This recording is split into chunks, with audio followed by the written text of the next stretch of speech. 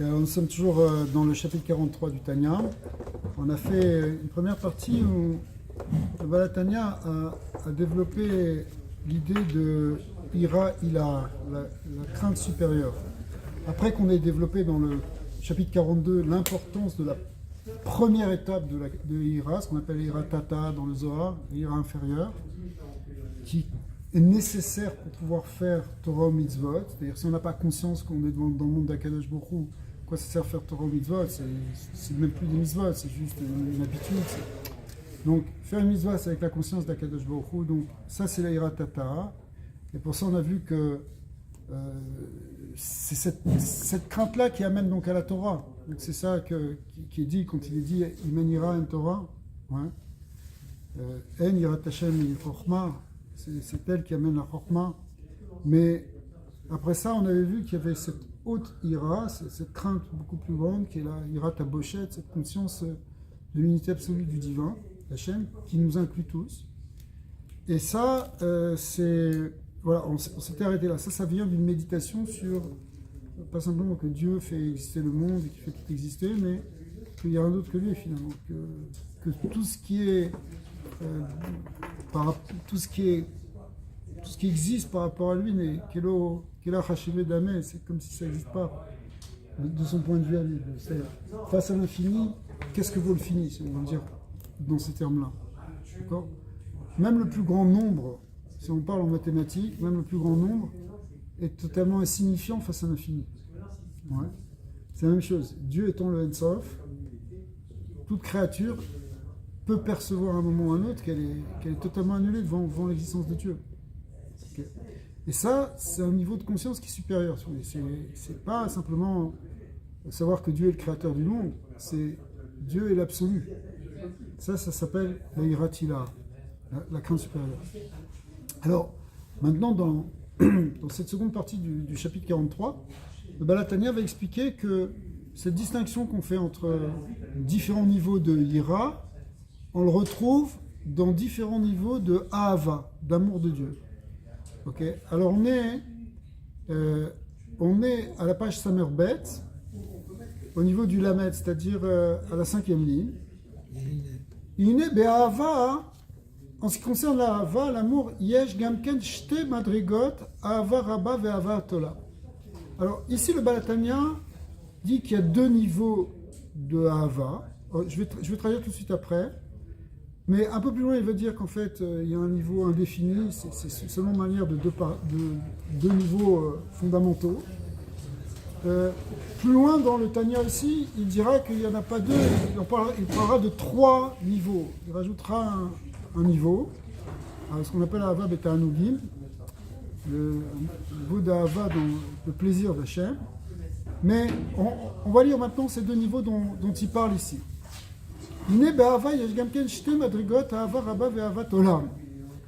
Ces deux niveaux de Hava s'appellent ce qu'on appelle le grand amour, Hava Rabba, et Avat Olam. Alors Avat Olam, c'est un terme qu'on peut traduire de deux manières. Soit c'est l'amour éternel, Avat Olam, Olam ça veut dire éternel, soit ça veut dire Olam qui veut dire ici le monde. C'est quoi Avat Olam? Ça veut dire c'est un amour qui vient à partir d'une méditation sur le monde, sur l'univers. Le fait qu'on sait que Kadosh Baruch Hu, c'est lui qui a créé tout l'univers, qui est derrière tout, c'est lui qui fait, qui remplit le monde, qui entoure le monde, c'est-à-dire qui est immanent, qui est transcendant. Ça peut générer un sentiment, pas seulement de ira, donc comme on en a parlé la semaine dernière, mais même un sentiment de Ahava. C'est ce qu'on appelle Ahavat Olam. Alors cet Ahavat Olam est le premier niveau de l'Ahava. C'est-à-dire, merci Hachem, waouh, quelle nature, tu vois, même faire une méditation sur le Olam Hazé, tu vois, je sais pas, des paysages fabuleux, tu vois des animaux, ça peut créer un sentiment d'extase, de dire mamash, quelle bonté divine d'avoir créé tout ça. Ça peut créer un sentiment d'amour. Okay. Encore plus si tu médites sur sa grandeur dans tous les mondes. Mais le Nyan de Arava Rabba, ça c'est quelque chose de beaucoup plus haut. Et il va nous expliquer que c'est quelque chose qui nous tombe dessus, qui nous vient d'en haut. Il va expliquer pourquoi ça nous vient d'en haut, mais ça ne vient pas d'en haut n'importe comment. Il faut qu'il y ait une préparation. Cette préparation, oui. Pourquoi on n'a pas parlé de Hava Tata et Hava Ila? Il a repris le langage qu'on utilise ici dans la Tfila, qui sont empruntés dans des psukim, en réalité, des Nevi'im. Et donc, il n'a pas...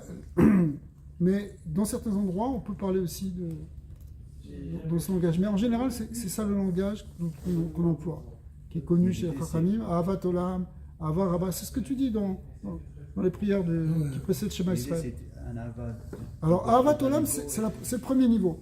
Le niveau supérieur, ici, il va appeler Ahava Rabba, et dans d'autres endroits, il parle encore d'autres niveaux, mais il va commencer par ce niveau supérieur. Il va nous l'expliquer dans le texte, d'abord il va commencer par la Ahava Rabba.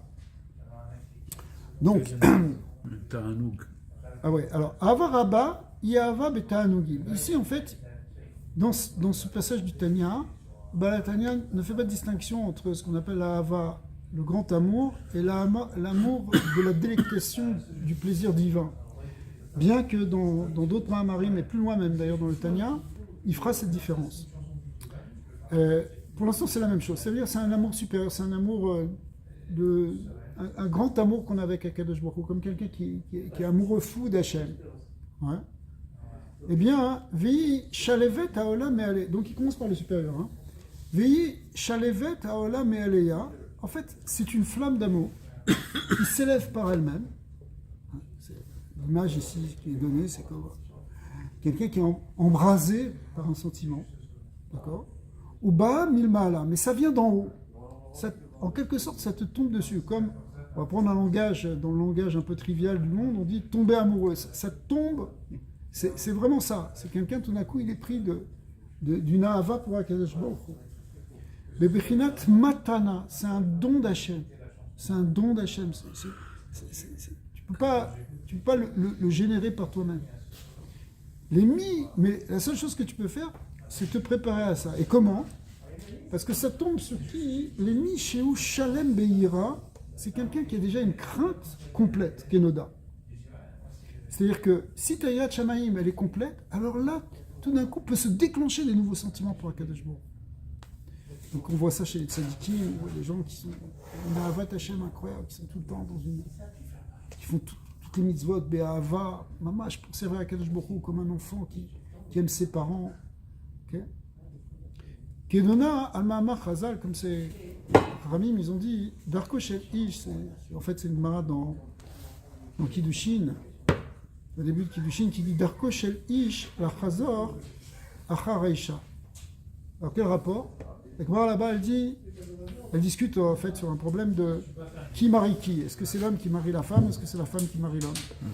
Et elle arrive à la conclusion que c'est Darko Shel Ish, la Chazor, Achar Aisha, c'est l'homme qui doit chercher la femme. Il y a une raison, c'est comme parce que la femme, elle vient de l'homme, elle est comme quelque chose qui a été perdu pour l'homme, et il faut qu'il la retrouve comme quelqu'un qui cherche quelque chose qu'il a perdu. Donc on voit que c'est l'homme qui va chercher la femme. Quel rapport ici? Le rapport, c'est l'idée de masculin et de féminin. Alors ici, l'amour, la hava, est considéré comme un processus masculin, alors que la ira est quelque chose de féminin, comme dans l'expression Isha Yirat Hashem. C'est quoi Isha Yirat Hashem? On a rattaché la ira, la crainte, à quelque chose de féminin, alors que la hava, c'est quelque chose, il va donner un autre passou qui va dire chez Hava Mikret Ish Vezachar Kimoshkatu Zachar Chazdo. Zachar Chazdo, ça veut dire, il s'est souvenu de son précède, mais Zachar, c'est aussi le masculin. Vous voyez le jeu de mots? C'est quelque chose qui est masculin. Chazdo, c'est le chesed. Or, la hava, c'est la même chose que le chesed. Comme on dit aussi, ahavat chesed. D'accord? Le lien de ahava et de chesed, c'est lié. Est-ce que vous me suivez? Vous êtes tous avec moi?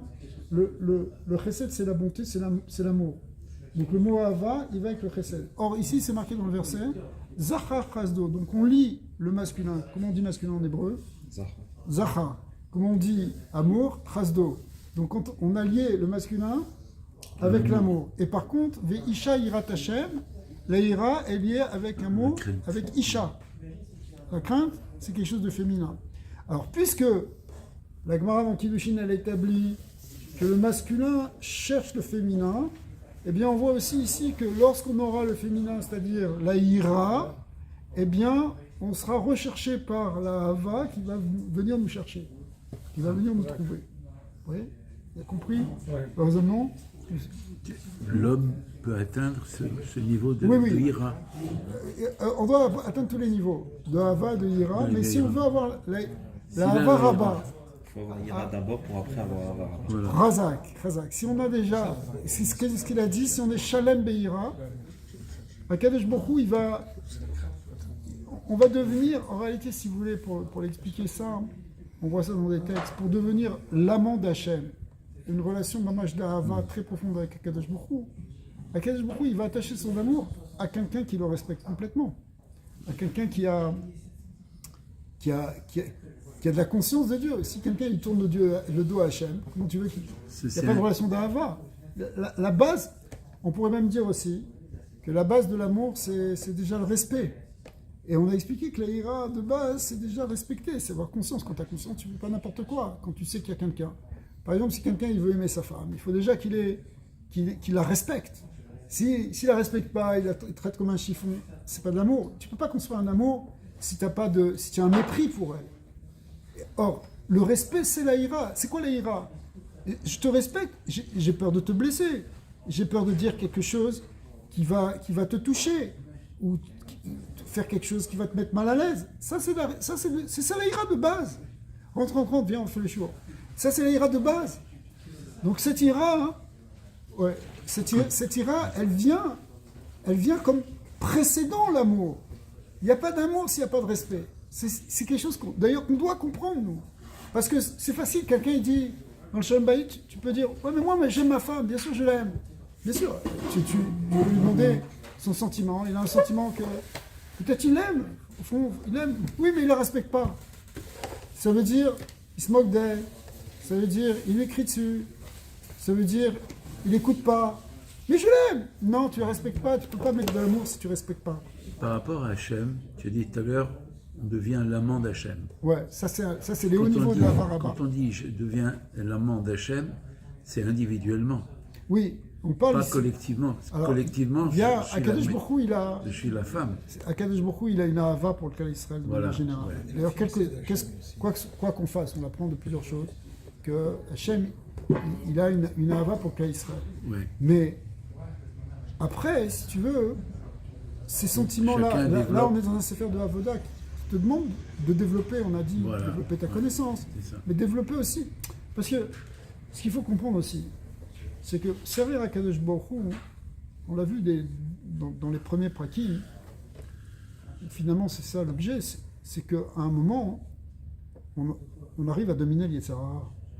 On arrive même, éventuellement, si on y arrive à le transformer, à le transmuter, qu'on n'a plus de Yetzer Hara, que c'est devenu qu'on n'a plus qu'un Yetzer Hara Tov, cette énergie négative au départ, on en a fait de l'énergie positive.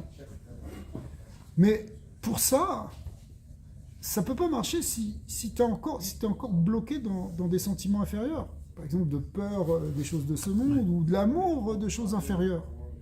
Il va nous en dire quelques mots là. C'est-à-dire que pour arriver à cette ahava, même à Ahavat Olam, il faut se détacher de la ahava des plaisirs de ce monde.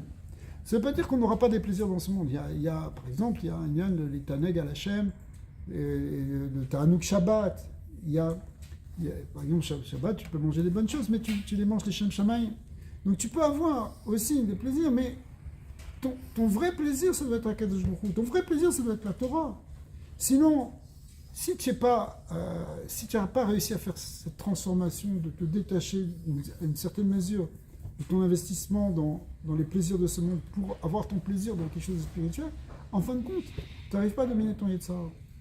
Parce que ton Yetzer Hara, il va toujours t'attirer vers des choses qui sont inférieures. Il va toujours te laisser coincer dans un niveau matérialiste, matériel, de ce monde-ci. Okay. Ah ouais, alors quoi, toute ta journée, tu penses à ce que tu vas manger le soir, c'est quoi ton problème? Tu comprends? Mais en fin de compte, c'est Yetzer Hara qui nous tient. Et encore, bon, Hachem, donc il ne nous tient pas pour des avérotes. Donc, si on veut arriver à transformer Yetzer Hara, si on veut arriver à fonctionner selon Yetzer Hara Tov, ce soit lui qui nous domine complètement. C'est ça un tzaddik. Un tzaddik, c'est lui, comme ça que c'était défini dans les premiers chapitres. Un tzaddik, c'est quelqu'un qui est Kulo Yetzaratov. D'accord. Alors qu'un rachat, il est plus ou moins Kulo Yetzara. Après, ça dépend, les niveaux de tzaddik Veralo, tzaddik Vetovlo. Est-ce qu'on a un petit peu de Yetzara ou est-ce qu'on a un Yetzara mais il n'arrive pas à s'exprimer parce que le Yetzaratov, il le tient complètement ou parce qu'il a été transformé. Il y a plusieurs degrés, ce qu'on a expliqué sur les Rechaïm, sur les Bénonim, sur les Tzadikim. Okay. Mais le but, c'est de progresser, c'est de faire cette vraie transformation, ce travail, qu'on ne se laisse pas dominer par l'Yetzara. Et qu'au contraire, qu'on soit dominé par l'Yetzaratov. Et même qu'à un moment, on ait pu transformer. Mais pour ça, il faut qu'on ait des bons sentiments. Il faut que les sentiments de base, qui sont la Valira, comme on a expliqué, que ce sont les sentiments de base de tout être humain. Et même on pourrait dire que c'est même comme ça aussi dans le règne animal. Un animal, lui aussi, il est attiré par des choses qu'il aime, il est repoussé par des choses qu'il n'aime pas. Donc c'est toujours cette idée, soit il va fonctionner par quelque chose qu'il aime, soit par quelque chose qui lui fait peur, qu'il n'aime pas. Donc on est toujours dans cette base-là. Alors si ça, on a réussi à l'amener vers Akadosh Baruch Hu, que notre Ahava et notre Ira, nos sentiments sont tournés vers Dieu, alors effectivement, c'est là qu'on va pouvoir transformer notre Yetzara et aller plutôt vers quelque chose qui est dehors du Yetzarator. Mais c'est pas inné. Ah non, c'est une avoda. Alors bien sûr, il y a des Neshamot qui viennent avec plus ou moins, avec un effet Shabahami qui est différent, avec un effet Shaeloki qui est différent, qui viennent d'un différent Shoresh Neshama, qui viennent d'un Gilgul différent. Il y a beaucoup de choses qui font que tu vas avoir des gens qui sont plus des tzadikim, d'autres qui sont plus enclins, au contraire, à être tournés vers des choses d'en bas. Mais dans tous les cas, il y a une idée d'avoda. En tout cas, le Sefer Atania, il s'adresse à des gens qui, a priori, sont pas encore tout à fait des tzadikim, mais qui essaient de le devenir. D'accord ? C'est Sefer Shel Benonim. C'est quelque chose qui est là pour nous amener à avancer, à devenir déjà réellement des Benonim, c'est-à-dire des gens qui ne se font pas avoir parlé de ça, et même, ultimement, peut-être, devenir comme des tzadikim. Ma question, elle est... Dans la parachute à chaque fois, on voit que Esav il est rachat, il bétaine. Ouais. Ça pose une grande question par rapport à ce que vous dites. Alors, c'est vrai qu'on a l'impression que, avant même sa naissance, Esav, on nous le décrit comme, et voilà, dès que sa maman elle passait devant un bête Avodazara, il voulait sortir, etc. Donc il y avait une inclinaison, ouais, ou une inclination vers un penchant du mal dès le départ, alors que Yaakov, au contraire, c'est vers le penchant du bien. C'est marqué dans le Harizal et dans le Zohar que Léa, comme c'est marqué dans Chazal, que Léa, elle devait être le zivoug de Esav. Si Esav s'était pas déchargé de la Bechora, s'il n'avait pas vendu à son frère, parce qu'il ne voulait pas la Bechora, il ne voulait pas la responsabilité spirituelle, il ne voulait pas la religion, on va dire comme ça, il ne voulait pas le joug de la Torah. Il a dit, moi je veux un plat gentil. Rabbi Shimon Bar Yochai l'a très bien montré dans le Zohar. C'est pas Yaakov qui a arnaqué Esav, c'est Esav, il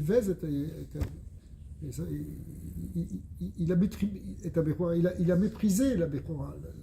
Le verset témoigne, comme dit Rashi, que le verset il est méïd, il témoigne qu'il ne voulait pas de la Bechora. Il a dit, donc c'est quoi la Bechora? C'est la responsabilité. Donc en fait, Yaakov, c'est lui qui a pris le travail d'Esav. Mais si Esav avait voulu assumer son rôle, il aurait été le Bechor, il aurait eu une part, ça aurait été réparti entre Esav et Yaakov. Maintenant, tu me dis que c'est pas du jeu, parce que dès le départ, il avait une Yetzara. Alors le Harizal nous dit que Léa, son zivouk, justement, elle est venue avec le même Yetzara. Elle était partie avec la même base. Elle-même, elle venait de Lamed, lui, il venait du Samer même. Il y avait une force de Klippa qui les attachait les deux. Mais Léa, elle a choisi de ne pas se laisser aller. Elle a choisi de faire tchouva. C'est pour ça qu'elle avait une naïm rakot, elle avait les yeux ternes, parce que, pourquoi de pleurs? Pourquoi elle avait peur chez nous, l'ipol, becheko chez Esav, parce qu'elle ne voulait pas se marier avec Esav? Ça veut dire quoi? Ça veut dire qu'elle ne voulait pas être comme Esav, elle ne voulait pas être dans ce niveau, sinon elle serait restée avec Esav. Mais pourquoi elle n'est pas allée avec Essa? Parce qu'elle a fait cette transformation du Yetzara en Yetzara Tov. Et du coup, elle a pu se marier avec Yaakov. Donc en réalité, Esav aussi il aurait pu faire ça. C'est pour ça que même il y avait une Avamina que s'il épouse, en tout cas Dina, la fille de Léa, eh bien elle aurait pu lui faire tchouva parce qu'il aurait pu faire tchouva, théoriquement. Israq, il voulait le bénir parce qu'il pensait que lui, il a un potentiel, s'il sort de cette clipa, il va devenir très haut, il va devenir ce qu'il est réellement, quelqu'un de très haut. Mais au lieu de ça, il n'a pas voulu faire ce travail sur son Yetzara. Il a eu un choix. On nous dit que ce passage-là où il a vendu son droit d'aînesse, ils avaient 15 ans ou 13 ans, en tout cas c'était un moment déterminant où on prend des choix. Au moment de l'adolescence, après la bar mitzvah, tu prends la direction que tu veux dans ta vie. Et donc il a eu cette possibilité. En plus, les Chazal nous disent que c'était le jour de l'enterrement d'Avraham, Avinu. Et c'est-à-dire que c'est un moment solennel, c'est un moment important. Il revenait de la chasse et les Rahamim nous disent qu'il avait tué, qu'il avait volé, qu'il avait violé, qu'il avait fait Avodazar et qu'il avait fait toutes les avérotes. Okay, il revient et il est fatigué. Et d'ailleurs le Zohar nous dit que ce mot Ayef qui est marqué là-bas, c'est une fatigue qui vient du Yetzara. Ouais. C'est une fatigue qui vient de la Avera. La Avera, elle fatigue. Ça épuise.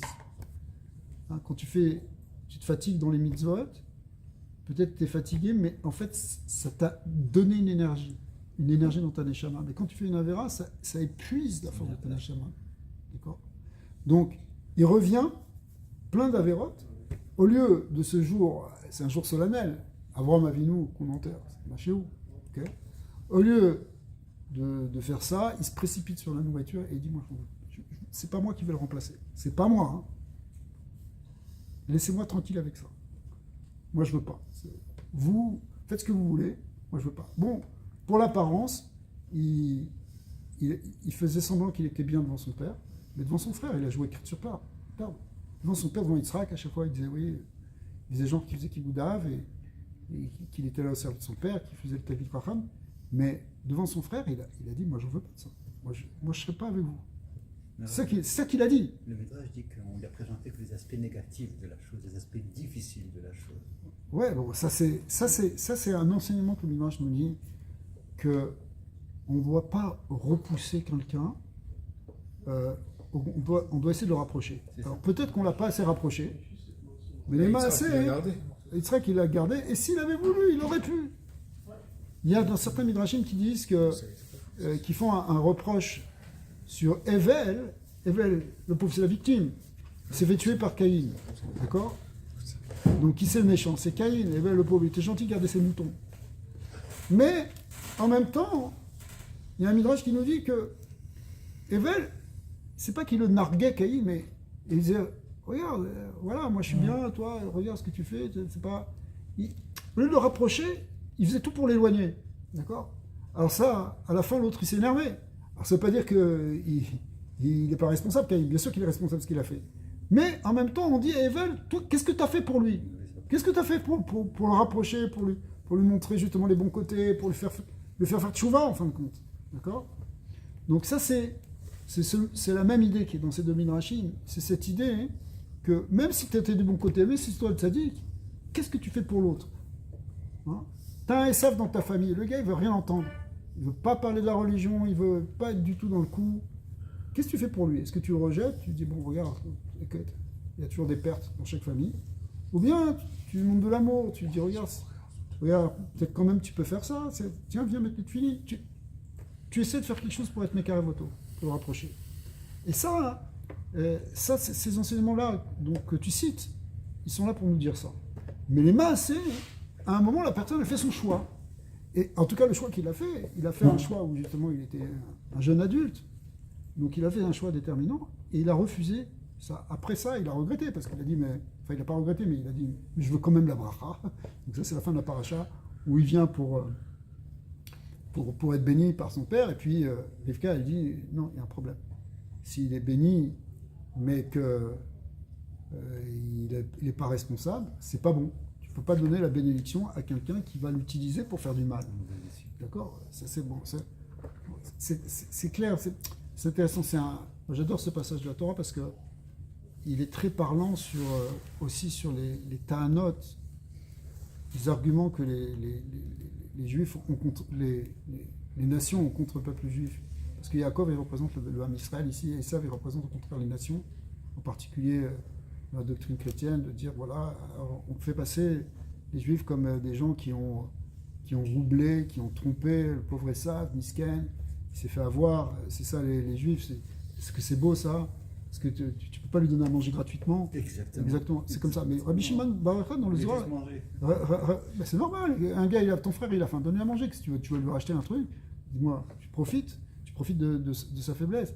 Mais en fait, pas du tout. Si on lit bien les versets comme c'est expliqué dans le Zohar, Rabbi Shimon Bar Yochai les explique dans le Zohar. Et la mère là-dedans, Intéressant ce passage. elle est pas... Attends, justement, c'est intéressant dans ce passage du Zohar, c'est que c'est les Talmidim de Rabbi Shimon Bar Yochai qui viennent lui poser la question eux-mêmes, qui disent mais quand même il n'a pas été trop dur Yaakov avec Esav, quand même il aurait pu. Et là il s'énerve, Rabbi Shimon dit ok, apprenez à lire. Apprenez à lire, parce que si vous regardez bien les versets, vous allez voir qu'il n'en voulait pas, qu'il est revenu exprès. Il était bien content de se débarrasser, même s'il n'avait pas eu le plein de lentilles, il l'aurait donné. C'est le contraire. Et ça, il est médaillé avec ça dans les psukim, on voit clairement. Pour ça, il faut avoir effectivement la lecture juste, si on comprend les profondeurs d'une Lachon à collège et commencer à agencer, il nous donne la vraie lecture, pas celle d'une traduction qui a été biaisée. Mais en réalité, cette traduction qui a été biaisée, elle est un argument très fort dans l'antisémitisme. On dit voilà, c'est ça les Bnei Israël, c'est ça le peuple juif, il profite, et en plus, qu'est-ce qu'il faisait pendant tout le temps il prêtait à usure, c'est eux qui faisaient. Mais en réalité, c'est parce qu'on ne laissait pas le choix, etc. Donc c'est toujours un argument qui est fallacieux et qui est transformé pour nous descendre. Alors, on est un peu sorti du sujet. Et En même temps, regardez ce que vous dites, le Ben Israël dit, il lui dit même Vayomer Esav, il est alors Holech Lamot, Velamazili Bechora. Tellement il était, mes azaïs, je vais vers la mort, c'est quoi ça veut à quoi il a dit? Holech Lamot, ça veut dire je crois plus en rien. C'est le gars qui fait marcher le désespoir. De toute façon, c'est bidon, vos histoires de Olam Haba, tout ça. De toute façon, moi je vais crever. Laisse-moi tranquille, laisse-moi profiter de ce monde. On va tous crever. Il est fataliste. Non, il le dit même, il dit si. Il est menteur surtout. Il est menteur. Oui. C'est un menteur. C'est un grand menteur. C'est le vrai Ramaï, le vrai truand, c'est pas Yaakov. Même après, quand il va être obligé de se déguiser, prendre les peaux de chèvre et de les mettre sur lui pour que quand son père va le toucher, il va penser que c'est Esav. On pourrait croire que ça aussi c'est une ruse de Yaakov. Alors il n'est pas honnête Yaakov, pourquoi c'est marqué? Non, la Torah elle t'a dit qu'il est honnête, c'est marqué Yaakov Ishtam. Si la Torah elle a été mise, c'est Akadosh Baruch Hu qui a témoigné sur Yaakov. Ah, pourquoi il a fait ça? Alors le Zohar nous explique, c'est parce qu'en face de lui, il avait l'incarnation du serpent, c'est Esav. Il est comme le serpent, comme le Nachash Akalmoni, qui est le plus rusé. Le Nachash, il était à Roum, il était rusé, donc puisque il était rusé, pour te défaire du rusé, tu es obligé toi-même de défaire ses ruses. Ne tombe pas dans le panneau. Être tam intègre, ça ne veut pas dire être naïf. Ça ne veut pas dire se faire arnaquer. Donc tu as un voleur en face de toi, fais attention à ne pas te faire voler. C'est pas pour autant que ça s'appelle que toi tu vas le ruser. Tu déjoues sa ruse. Et déjouer sa ruse, regardez ce qu'on vit actuellement. Il y a un discours politique, diplomatique, médiatique qui inverse les choses. Partout dans le monde, jusqu'à l'ONU, dans tous les torchons des journaux occidentaux, partout tu vois dire que c'est Israël, c'est nous les méchants, les génocidaires, tout ce que tu veux, etc. Mais attention, regarde un peu ce qui se passe, regarde la réalité. Non, on inverse, on prend une image et on la retourne. Et ça existe depuis l'histoire, ça a toujours été comme ça qu'on nous a regardé. Donc il faut qu'on déjoue ça. Il faut qu'on enlève ça, au contraire. Il faut qu'on défasse la ruse, il faut qu'on soit plus rusé qu'eux. Pour défaire le ruse, il faut prévenir. T'as quelqu'un qui vient, qui t'attaque, il va savoir comment tu vas parer son attaque. Et c'est ce qu'a fait Yaakov. Et qui c'est qui lui a donné ça? Ça, c'est Rivka. Rivka, justement, sa mère. La mère, elle n'avait pas la même vision qu'Yitzhak. Yitzhak, il avait cette vision de voir le Nekuda Tova dans Esav, qu'il a il a une qualité, en fait, le chorage de Shana et Shema, il est très élevé. Donc si on l'aide à faire, s'il fait tchouva, au contraire, il va devenir un gars extraordinaire. Mais qu'elle a dit, c'est vrai dans la théorie, mais dans la pratique, ça n'a pas marché, parce qu'il a vraiment fait ce choix il a vendu la Bechora, donc ça veut dire qu'il veut vraiment pas. S'il veut vraiment pas, surtout, il ne faut pas lui faire la bracha. Il ne faut pas qu'il prenne la bracha à lui. Si tu vas lui donner une force, ce gars-là, il va détruire le monde. Il est tellement violent, tu lui donnes une bracha, c'est comme tu lui donnes une énergie et une puissance. Il ne faut surtout pas donner de l'argent à l'Iran aujourd'hui. C'est ce qu'ils ont fait là, pendant 4 ans. Là. C'est la folie. Pourquoi? Tu leur donnes, qu'est-ce qu'ils font avec ça? Tu crois que ça va élever leur Nekuda Tova, qu'ils vont faire tchouva avec ça? Non! Tout l'argent qu'ils ont fait rentrer, ils ont fait des armes avec. Et ils ont payé des terroristes avec ça. Ok? Partout, ils sont installés là-bas, avec les victimes, avec le Hezbollah, avec le Hamas. C'est tout l'argent que les Américains ils ont donné, au lieu qu'ils fassent des programmes positifs chez eux. Donc, ils n'ont pas utilisé la beracha, c'est une bracha, tu reçois 400 milliards. Ok? Ils n'ont pas utilisé ça comme une bracha pour développer le bien, mais ils l'ont utilisé pour développer le mal. Pour ça, Rivka, elle a vu ça. Elle a dit, non, il ne faut surtout pas qu'il ait la bracha, ce cas-là. Et donc, ils ont été obligés de déjouer son projet. Le projet dit... Et Rabbi Shimon, il dit là-bas, toujours dans le Zohar, il dit, et c'était qui le rusé? C'était qui le menteur? Ben, c'était ça. Lui, il se déguisait quand il venait devant son père. Il mettait ses vêtements de Shabbat et il faisait le son qu'il posait des questions de Talmid Chacham. Alors qu'il venait de faire des avérotes. Donc, qui c'est qui ment? C'est pas Yaakov qui est obligé de se déguiser. Il est obligé de se déguiser parce que l'autre, il se déguise. Et donc, comme il joue un jeu, il faut déjouer son jeu, donc il faut rentrer pour enlever son jeu. C'est quelque chose qui est très important de savoir. On ne peut pas être naïf aujourd'hui. Si les Israéliens c'était des naïfs face à toutes les ruses pernicieuses justement de ce dénigrement, c'est que des pièges qui tendent. Même toute cette histoire de Hamas, même cette attaque du 7 octobre, c'est pour faire tomber tout le peuple d'Israël. C'est pour faire tomber. Partiellement, ils y arrivent. D'un certain côté, on pourrait se dire, bon, ils y arrivent parce que finalement, ok, peut-être ils se sont pris un coup sur la tête, mais à la fin, voilà maintenant tout ce qui pèse sur notre tête en termes d'accusation. D'accord? Donc ils ont réussi à nous descendre, ils ont réussi. Mais en réalité, il faut déjouer, il faut démonter, il faut passer par l'autre côté pour éviter leurs attaques qui sont pernicieuses. Et ça, c'est une attaque qui existe depuis le Nachash Kadmoni, le serpent primordial. Et ça, c'était lui-même, dit le Zohar, l'incarnation du serpent primordial. Quand on dit l'incarnation, ça veut dire il avait toute cette force et toute cette ruse du serpent. Le Zohar, il dit que quelque chose d'extraordinaire. Il dit que Yaakov, c'était un Gilgoul d'Adam. Rivka, sa mère, c'était un Gilgoul de Chava. Et Esav, c'était un Gilgoul du Nachash. Et donc le jeu qui se joue avec les trois, là, c'est le même jeu qui s'est passé dans le Gan Eden. Qu'est-ce qu'il a fait le Nachash? Il a trompé Chava. Et Chava, elle a mal influencé son mari. Mais là, c'est la même chose. Rivka, elle va déjouer c'est la chose inversée. Rivka, qui fait le tikkun de Chava, elle ne va pas tomber dans le piège de Esav. Parce qu'Esav était en train de prendre un piège pour justement prendre toute la force pour lui, comme le Nachash qui voulait prendre toute la force dans le monde. Et à part ça, elle va bien influencer maintenant Yaakov pour le coacher, pour éviter de tomber dans le piège. Donc non seulement elle n'est pas tombée dans la Vera, mais elle a évité que Yaakov, qui est son fils, mais symboliquement dans le Gilgoul, c'est comme Adam, pour éviter qu'il tombe lui aussi dans... À réparer une sorte. Ouais. Donc c'est une réparation. Mais souvent, il y avait la question à savoir à chaque génération si il était Teshuvah ou pas, et ça. Et il y a une école de pensée qui dit que oui, c'est pour ça que quand Kushi Ben Dan il a décapité, la tête elle a roulé pour tomber. Il avait ce potentiel, il avait le Nitsut. Ça, c'est ce Nitsut-là. Qui c'est qui avait vu ce Nitsut-là? C'est Yitzhak. Yitzhak, c'est marqué comme ça, hein, que Yitzhak, au moment de la Kedat Yitzhak, c'est là qu'il est devenu aveugle. Parce qu'il y a des malachim qui ont versé des larmes dans ses yeux. Il est devenu aveugle. Ça veut dire quoi, il est devenu aveugle? Il est devenu aveugle à son monde, à Olam Hazé. Mais sa vision de Olam Haba, elle continuait. Il y a même un midrash qui dit, enfin c'est marqué aussi dans le Zohar, pardon, que en fait, comme on a deux âmes, on a une âme de Olam Hazé, une âme de Olam Haba. C'est ce que nous on comprend ici avec le Nefesh Eloki et le Nefesh Bani. D'accord? Au moment de mourir, les deux âmes elles sont remontées vers le ciel. Et quand lui il est mort symboliquement, parce qu'il est c'est le bélier qui a été tué, mais lui-même il est mort à ce moment-là, son Neshama l'a quitté. Mais après ça, il n'y a eu que la Neshama de Olam Haba qui est redescendue. C'est-à-dire, c'est la même idée, c'est-à-dire qu'il ne voyait pas les choses selon la vision extérieure des choses, mais selon la vision profonde. Et dans la vision profonde, il voyait la Neshama, le Shoresh Neshama de Esav, qui vient d'un Olam très élevé, Olam Hatou, il va des niveaux supérieurs de Gdusha. Ouais. Il vient de la partie supérieure de Zah, etc.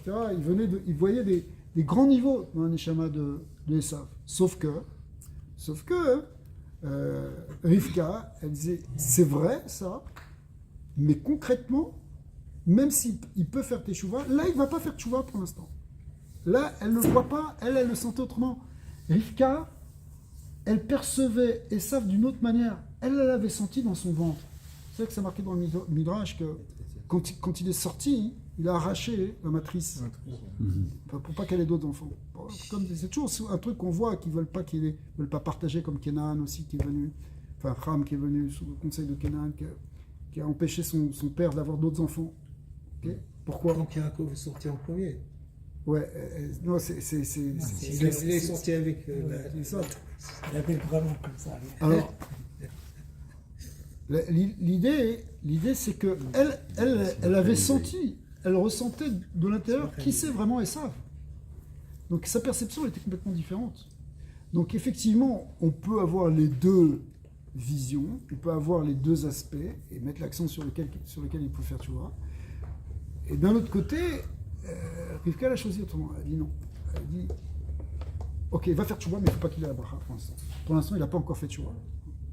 Il y a quelque chose qui est intéressant parce que on voit, peut-être, je sais pas, je ne l'ai pas vu marqué, mais on voit sur Ishmaël que Ishmaël, comme c'est marqué, Ba'asher Usham, ça veut dire, Akadosh Baruch Hu, il n'a pas jugé Ishmaël sur comment il va tomber après dans la Avodah. Il a dit pour l'instant, il n'a pas fait de faute, donc il peut le bénir. Mais Esav, c'était le contraire. Esav, dans la situation dans laquelle il était, il ne pouvait pas recevoir la bracha.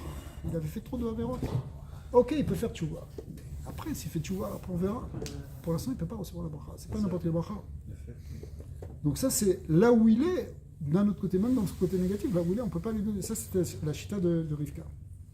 Et encore une fois, Yitzhak lui voyait autrement. Il voyait les choses dans l'éternité.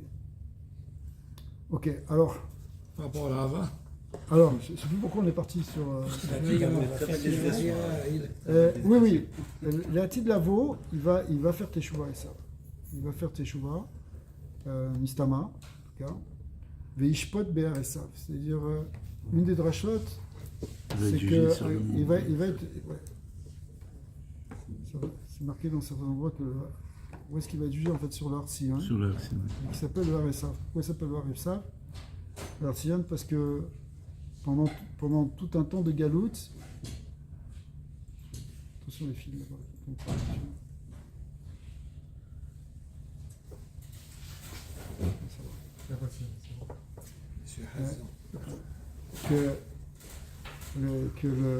pendant tout le galout, le Hartzion, vous savez où c'est le Hartzion aujourd'hui? On est sorti un peu du Minyan, mais c'est pas grave, on se chauffe ce soir, c'est les caméras. Alors, c'est... Tout le monde en parle. Vous savez comment ça, Yerushalayim? Yerushalayim, vous savez où est le Kotel? Le Kotel, c'est le bas de ce qu'on appelle le Har Habayit. Au-dessus du Kotel, il y a l'esplanade du mont du Temple. Har Habayit en hébreu. Mais en réalité, si vous maintenant tournez le dos au Kotel, vous regardez de l'autre côté, il y a les escaliers qui montent. Ouais.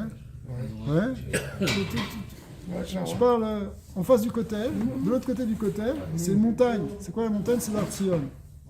Donc il y a le Artzion qui est comme ça, après il y a le Har Habayit, et en fait même derrière le Har Habayit, après il y a une troisième petite montagne, c'est le Har Hazetim, le mont des Oliviers. Ces trois, ils sont alignés. Le Artzion, alors il y a des choses très profondes dans la Kabbalah sur qu'est-ce que c'est Artzion, Hazetim, Har Habayit. Mais Artzion, c'est là où il y a le tombeau de David Ameller. Mais c'est là-bas aussi où toute la clipa de Esav, elle s'est incrustée là-bas. C'est pour ça que le tombeau de David Ameller, il est juste à côté d'une grande Touma. C'est là où il y a la tour. Ouais. Tout ça, c'est parce que Esav, il est Yonek, il prend sa force là-bas chez David Ameller. C'est pour ça que Yishpot Be'er Esav, en réalité, ça va être Hartzion qui va être jugé. Mais qu'est-ce que ça veut dire qu'il va être jugé? Tous les deux hétéros. Ouais, il prononce bien, effectivement. Tout à fait. il est aussi Adam, Adam. comme Esav. C'est le lien de la Malchout, de la Kippa, ils veulent prendre de la Malchout. Justement. Alors maintenant, qu'est-ce que Yishpat Ber Esav? Certains expliquent qu'il va être jugé, c'est-à-dire qu'on va garder quand même quelque chose de bien. Il ne va pas être complètement détruit. Et qu'au contraire, il y a quelque chose, c'est la Nekuda Tova qu'il y a dans Esav, elle va être récupérée. C'est comme aussi que Edom, Esav est comparé au Chazir. Le Chazir, c'est la chaîne Choser, qui va revenir vers la Tchouva. Donc, même Ishmaël, on l'a vu dans la paracha de cette semaine, fin de la semaine dernière, qu'au moment de l'enterrement d'Avraham Avinu, et ils l'ont enterré, qui ça, ils verront Yitzhak et Ishmaël. Comme c'est marqué Yitzhak en premier, c'est-à-dire qu'Ishmaël a reconnu la primauté de la place de Yitzhak. Et ça représente la Teshuvah d'Ishmaël, c'est comme dit comme ça dans Rashi, que tu vois, Mikan, que Ishmaël il fait Teshuvah à la fin des temps, au moment de l'enterrement d'Abraham, c'est-à-dire au moment de la venue de Mashiach. Et qu'il fait Teshuvah, donc à la fois Ishmaël et Esav, les deux ils vont faire Teshuvah. En même temps. Je sais pas, mais c'est le moment en tout cas. Gazman, il faudrait qu'il se bouge un peu. D'un certain côté, Esav, il a déjà fait en partie Teshuvah. Ouais. Il a fait déjà en partie Teshuvah avec on voit qu'il y a eu des changements dans la doctrine de l'Église par rapport à ce qu'ils ont dit pendant plusieurs centaines d'années, que au moment de Vatican, effectivement, où ils ont changé Avec la doctrine qui était finalement réellement antisémite, et celle du Virus Israël, où ils disaient que nous on a été déchus pour l'éternité, etc. Donc ça c'est très important, c'est une forme de tchouva. Alors ça rentrait dans leur texte, mais ça ne veut pas dire que c'est suivi complètement. Mais en tout cas, il y a eu une forme de transformation, c'est très important. Et c'est ce qu'on attend aussi avec Ishmaël. C'est-à-dire que là, tous les textes d'Ishmaël qui parlent négativement des Juifs, il faut qu'ils les enlèvent, il faut qu'ils les changent. Dans le Coran. Ouais. Il y a des sourates qui parlent positivement du peuple juif, il y en a qui parlent négativement. Donc il faut qu'ils arrêtent avec ça, pour qu'ils arrêtent de nourrir leur haine contre nous. Alors, c'est pas évident, mais c'est ça la vraie tchouva. La tchouva dont on parle de ça. La tchouva, quand on parle de Esav et d'Ishmaël, c'est la tchouva dans leur relation avec nous. Alors ça ne veut pas dire qu'ils vont avoir une ahava rabba tout de suite avec nous. Donc la ahava rabba,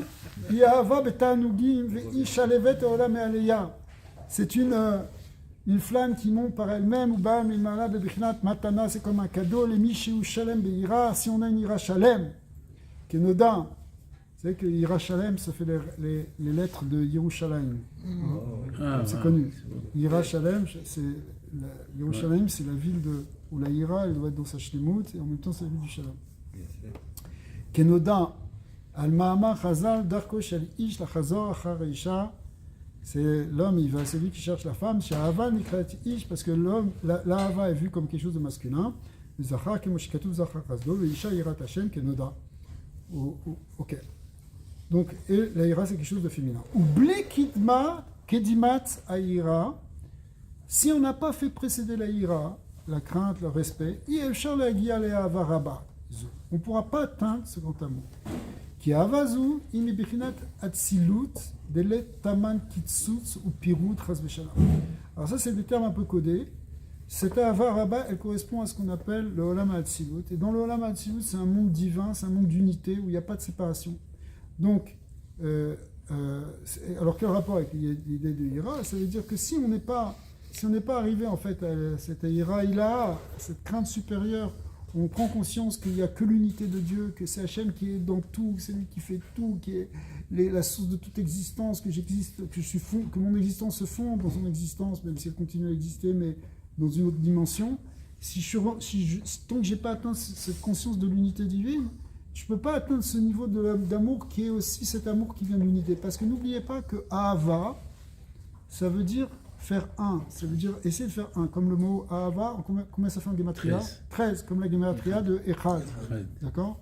Donc ça, c'est une des preuves que c'est un soutien pour dire que l'amour, c'est lié avec l'unité. Et la Rabba, hein, elle vient aussi de cette conscience de l'unité divine. C'est ce qu'il nous dit ici. Alors, ok, on dépasse ça, c'est pas tout de suite. Il faut d'abord avoir une ira pour avoir ce grand amour tombé et être comme les grands sadikim qui sont dans un amour total avec Hachem. Ravat Olam, mais l'amour inférieur, cet amour Olam, alors ici il ne traduit pas Ravat Olam par l'idée d'amour éternel, mais plutôt en prenant le mot Olam dans sa traduction de monde. Pourquoi? Parce qu'il dit Iba Abaha mi itbonenut vedat begalut Hashem ensof baruch hu amemale kol almin vesovev kol almin vekulo kame kelo mamash rashi. Et c'est en fait une méditation sur plusieurs aspects. L'aspect immanent de Dieu, qu'Hachem il est partout dans le monde. L'aspect transcendant, c'est-à-dire qu'il est au-delà totalement du monde, au sens où il dépasse tout le monde, l'univers entier, encore rien, vers lui. Et finalement, même, l'essence divine, elle est absolue, elle contient tout, elle annule tout devant elle, en quelque sorte. Donc, Bitul, Dibour, Echad. Alors, il va prendre un exemple ici, pour prouver que le monde il est complètement annulé devant Hachem. Nous, le monde, il nous apparaît concret, physique, ok, réel, c'est vrai. Mais du point de vue d'Hachem, on a déjà expliqué plusieurs fois qu'Hachem, il n'est pas affecté par la création, il est au-delà de la création. Mais on va voir que même la création, elle est totalement plus qu'insignifiante, elle est efface devant Hachem. Pourquoi? Elle est nulle devant Hachem. Pourquoi? Ça ne veut pas dire qu'il ne va pas y attacher d'importance et qu'il ne va pas attacher de l'importance aux créatures. Ça ne veut pas dire ça. Ça veut dire que lui, il est totalement... c'est pour ça que cette fameuse expression qui vient du Zohar, qui dit « Mais kulo kame kelo mamash chashiv » tout devant lui est comme... Kela chashiv, c'est comme si ça ne compte pas. Pourquoi? C'est-à-dire que ça ne compte pas. On a vu... Alors, c'est quoi l'image qui est donnée? C'est que d'où... Avant de le dire dans le texte, ça va être plus simple si on l'explique. Le monde, il vient de quoi? De la création de Dieu, qui vient par sa parole. Ouais. Vayomer Hashem. Okay. Donc, la parole d'Akadosh Baruch Hu, elle crée le monde. Mais le monde, par rapport à sa parole, déjà, si vous voulez, la parole de Dieu, elle est éternelle, infinie, alors que le monde, il est éphémère. Donc déjà, il est annulé par rapport à la parole. Mais même la parole par rapport à Dieu lui-même. Quand tu parles de la parole d'Hachem, bien sûr, c'est une image, mais quand même, c'est pas n'importe quelle image. Donc quand tu parles de la parole elle-même, elle est déjà moindre que la pensée. Et la pensée elle-même, elle est encore rien par rapport à l'être lui-même. Par exemple, ce qu'on est en train de faire ce soir. Tu peux parler pendant des heures et pas te fatiguer. Bon, je ne sais pas si ça vous arrive. Mais quelqu'un, il peut parler 5, 6 heures, etc. Mais, bon, peut-être qu'il a besoin de temps en temps de boire un verre d'eau, manger un petit truc. Mais, parce que son corps peut-être est affaibli parce qu'il a une certaine activité, mais la parole n'épuise pas les forces du nefesh. Notre âme n'est pas affaiblie par le fait qu'on parle. Pourquoi dire ça? Quel rapport? Ça veut nous dire que le fait que Akadosh Baruch Hu, il parle, c'est rien par rapport à lui. Sa parole, c'est quelque chose de complètement extérieur par rapport à lui. C'est-à-dire que lui-même, il est bien plus que sa parole. Alors s'il est bien plus que sa parole, que la parole est bien plus que le monde, alors imaginez le monde par rapport à lui. Si déjà le monde par rapport à sa parole est déjà annulé, et que sa parole par rapport à lui, c'est carrément... c'est rien par rapport à son être, ça n'affecte pas son être. Alors imaginez le monde par rapport à lui. Donc c'est pour ça que tout a l'air complètement insignifiant vis-à-vis de lui. Ou kebitul dibur echad benefesh amaskelet. Comme par exemple une parole par rapport à une âme, l'âme intellectuelle ici. Beodo bemarchavata, donc il est encore dans la pensée. O bechemdat alev, ou dans le désir du cœur. Alors, elle est encore... c'est quoi, Boukhaba? Asher al-yedeh, idbonenu zu, memale, mimela, titpachet midat ha'ava shebenefesh milvushea, ve'aynu shelo titlabesh beshum davar hanav eta'anu gashmi ou ruchani. Le'avat oto, velo lechvotz klal, Shum Davar. Alors, de là, qu'est-ce qu'il vient nous apprendre? Il vient nous apprendre que si le monde, il est tellement insignifiant vis-à-vis de Dieu, si tu médites sur ça, si tu prends conscience de ça, qu'Hachem il remplit tout le monde, qu'il est au-delà du monde, que le monde est totalement insignifiant vis-à-vis de lui, si tu mets sur la balance l'amour d'Hachem et l'amour des choses de ce monde, théoriquement, si c'est intelligent, l'amour des choses de ce monde, elle ne va pas tenir. Bon, c'est vrai qu'on est pris par l'Yetzara, mais si on médite bien, si on comprend bien, on va arrêter de... C'est pas... Ok, t'aimes le foot, ok, t'aimes les joueurs de foot, tu regardes les matchs de hockey. Mais quel rapport entre ça et Dieu? Dieu, il n'y a que lui qui existe, le hockey. C'est un truc, d'ailleurs, qui se souvient du match de hockey il y a 20 ans? Ça passe, c'est rien. C'est l'image même de quelque chose, justement, d'insignifiant et d'éphémère et d'évanescent. Donc, l'univers lui-même est évanescent par rapport à Kadosh Baruch Hu. Il n'a pas de kiyum réel. Il n'y a pas d'existence réelle. Alors, pourquoi tu veux investir ton amour dans les choses de ce monde, alors que tu comprends qu'il y a un être qui est éternel, qui est une lumière absolue, qui est, elle, pleine de Ahava et pleine de Ta'anugim. Et donc, tu vas développer cette Ahava, qui sera donc ce qu'on appelle une Ahavat Olam. Pourquoi une Ahavat Olam? Parce qu'elle vient par une réflexion sur qu'est-ce que c'est que le monde dans son essence. Si je réfléchis réellement sur l'essence du monde et que je comprends que c'est juste quelque chose qui est sorti de la parole d'Hachem, c'est comme une bulle de savon. Ouais. Imagine une bulle de savon, on va prendre une autre image. Elle n'est pas marquée dans le Tania, mais elle va bien là. Une bulle de savon, qu'est-ce que tu vas t'attacher à une bulle de savon? Elle va passer, c'est rien. Et puis quand elle explose, il n'y a plus rien. Bon, il y a une petite goutte qui tombe, mais il n'y a plus rien en vérité. Ouais. Ben, c'est la même chose. Après, on pourrait prendre d'autres images, mais... Alors, l'Ahava qui va être générée par ce type de méditation, ça s'appelle Ahavat Olam. C'est déjà pas mal. Ahavat Olam, c'est un amour pour Akadosh Baruch Hu. C'est un certain amour pour Akadosh Baruch Hu. C'est un amour, c'est pas le grand amour dont on a parlé tout à l'heure, mais c'est un amour pour lui. Tu aimes Hachem. Okay? Tu l'aimes, réellement, tu préfères Hachem, tu préfères la Torah que les choses. Ça ne veut pas dire que tu vas t'enfermer dans une caverne, ou que tu vas devenir neurasthénique et pas pouvoir sortir de chez toi. C'est pas ça que ça veut dire. Mais ça veut dire que ce qui te motive, c'est l'amour d'Akadosh Baruch Hu, c'est l'amour de la Torah. C'est l'amour des mitzvot, l'amour de faire plaisir à Hachem.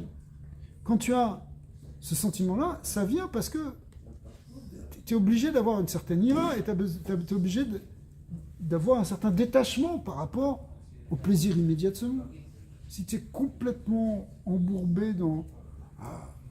tu vois que ça, quel kiff tu vas te faire pour ci, quel kiff tu vas faire pour ça, c'est très difficile d'aimer Hachem. Donc l'amour d'Hachem, il vient parce que tu as pris conscience aussi du monde dans lequel tu es. Attention, il ne faut pas que ça mène à de la tristesse. On a développé 10 chapitres sur la Simcha avant. Et au contraire, on trouve la vraie Simcha. Et ça ne veut pas dire encore une fois, qu'on va être coupé du monde. Mais on va avoir un certain détachement intérieur. On va s'attacher aux choses importantes, essentielles. Et les choses essentielles, c'est Hachem. On va voir comment ça peut se trouver dans la Torah, dans les mitzvot. C'est une manière de s'attacher à lui. Mais c'est ça qui est essentiel. Ok, on va arrêter là, les attachés. Zach Baruch. Bon, C'est comme ça qu'on